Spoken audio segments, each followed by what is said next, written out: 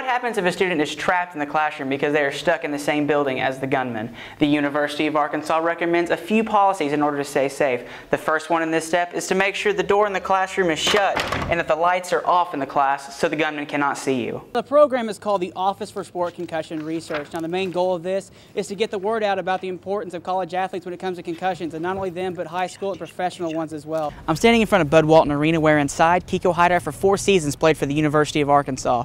But inside Bud Walton Arena wasn't the only place he helped the Razorbacks out. Haydar's also been a big impact in the classroom for the Arkansas basketball team. In his 4 years, he has a GPA of 3.8 and also led the Arkansas basketball team to its highest team GPA Mike Anderson's seen in his 3 years here at Arkansas. The program is called the Office for Sport Concussion Research. Now, the main goal of this is to get the word out about the importance of college athletes when it comes to concussions, and not only them, but high school and professional ones as well. I spoke to the head of the program to get his opinions on it, what it's about. I also spoke to a former college athlete to see how important it is to get this concussion research out to future athletes.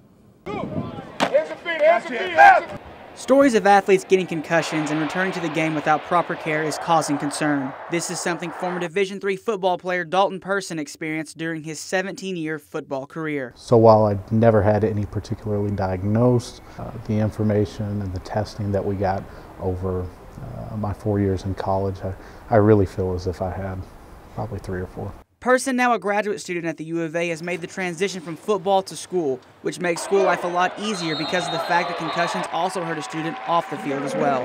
When you do get a concussion and it causes you to sit out for 3 to 4 weeks, you don't get to take 3 or 4 weeks off from school.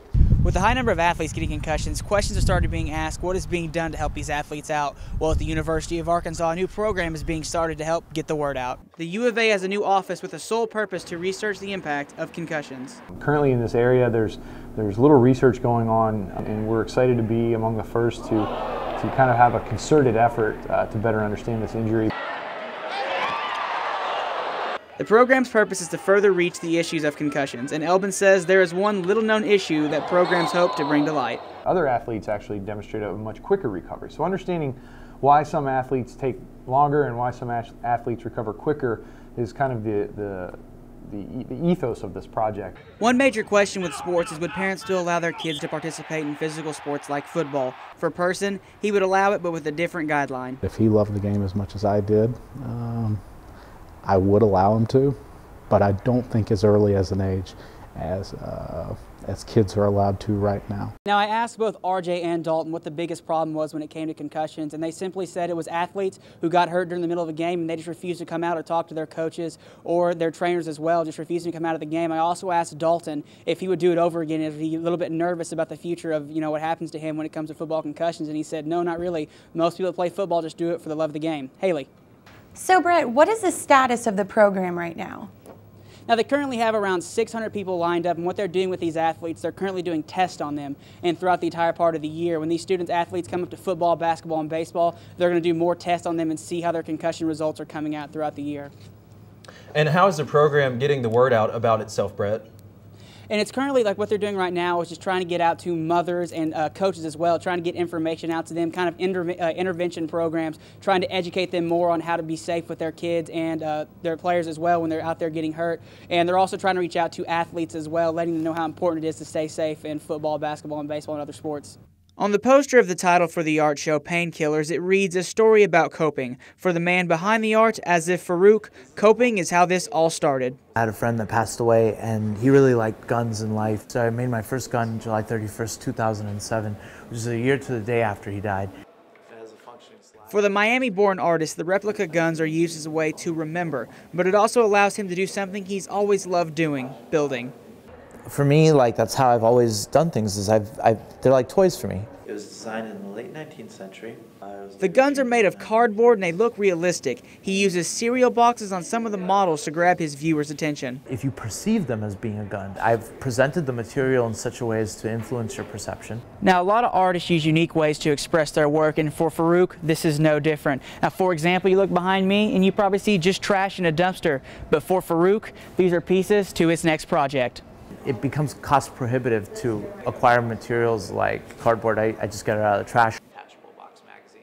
Even with the recognition he's received, maybe the best thing for Asif is that he's living his childhood dream. 30 years ago, when I was like 4 years old, this is how I thought I'd be. Reporting for UATV, I'm Brett Rorie. What can you buy for $5? Well, at Arcadia Retrocade, you can score an NBA Jam, race with Tron, or fight crime with Spider-Man. The arcade has been open for a little over 10 months, and owner Shay Mathis says the reaction from the Fayetteville community couldn't be any better. It's been absolutely humbling how quickly the community has taken to supporting us. While a lot of people may expect an older age group just playing at this arcade, Mathis says this place has turned into a family environment. There's not a whole lot an entire family of 5 or 6 can do for 25 bucks or 30 bucks. And since we're all day on our admission fee, it makes it that much more worthwhile. While some come to the arcade for family time, Michael Sunland took it a step further. He decided to get married here. Revolves so much around what we enjoy doing as kids and even as adults, and it was just a really unique experience that not a lot of people can have. Not a lot of people can say they got married in an arcade. You might be thinking the growing popularity of new gaming systems like the PlayStation and Xbox would hurt this arcade, but Shay Mathis says the high cost of those systems have actually helped it. I have had more than one parent tell me verbatim, I can buy my kid a $50 PlayStation game and he beats it in 5 hours and doesn't touch it again. You can't beat Pac-Man. Reporting for UATV, I'm Brett Rorie.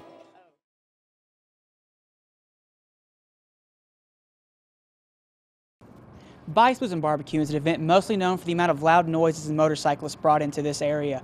But another thing it should be remembered for is the amount of money it also brings into Northwest Arkansas. And the Center of Business and Economic Research at the U of A sent around 20 students out to different locations in Northwest Arkansas to survey people from outside the Northwest Arkansas area. Now in this survey they found out how much these people spend on a daily basis during Bikes, Blues, and Barbecue, which actually is very similar to another very popular event in the Fayetteville area, football games. Well, it would be, we would say that if, over the period of 4 days, they spend $100 a day, so it's the equivalent of having 4 football games. Now this is the second time this survey has went through. The first one came back in 2005, and as you can see on the screen, it's been up $15 on a daily basis people spend since the original survey in 2005. But maybe the most important thing is the $100,000 being sent out to 24 different charities in the Fayetteville area. Reporting live in Fayetteville, Brett Rorie, UATV. I'm here in front of Bruff Commons, where on Monday school was closed, but Bruff was not. Bruff, along with Fulbright and Pomfret, were 3 dining halls at the university try their best to keep open during winter break. Now, one reason the university says they want to try to keep these places open is the simple fact that students pay for these meals, and they feel obligated to make sure students are fed. We have a commitment to make sure that the students do get fed and have access to food. Another issue dining halls face with the snow is food not being able to get to them in order to feed the students. When snow comes, a lot of food trucks are snowed in and aren't able to make it to campus. So this leaves them with a low amount of food to give out to students. And Johnson says one thing they do is making the menu a little bit different to help the food spread out evenly. We have enough, but we alter menus just according to, what the available product is that's in and on the campus. With the university back in session, all dining halls are now back to their regular hours. Reporting for UATV, I'm Brett Rorie. The event is called Project Clean Plate. Now, the reason of this event here is to show everyone around the university about the importance of not throwing away food. When looking at it, when you throw away food, you're also throwing away water and gas, other valuable resources you need, and throwing them away would be a waste. Now, how is the University of Arkansas going to deal with this, you ask, and show students how? Well, they're going to put volunteers inside of the Bruff Commons and the Northwest Quads, where students will be picking up the amount of food after every day and weighing them in and seeing how much food has been wasted per day. Now, the pickup will start beginning at 2 weeks at the end of February, but will not be announced until 2 weeks into March. Kim Johnson tells us why. The results are just astounding when we have engaged students in helping us spread the word, get the word out. Now, if you're interested in this, or maybe a little on the iffy side here, now those who volunteer can volunteer inside the dining halls, and guess what? If you do volunteer, the people who volunteer get 3 free Kindles. Yes, 3 free Kindles you can get by just volunteering there.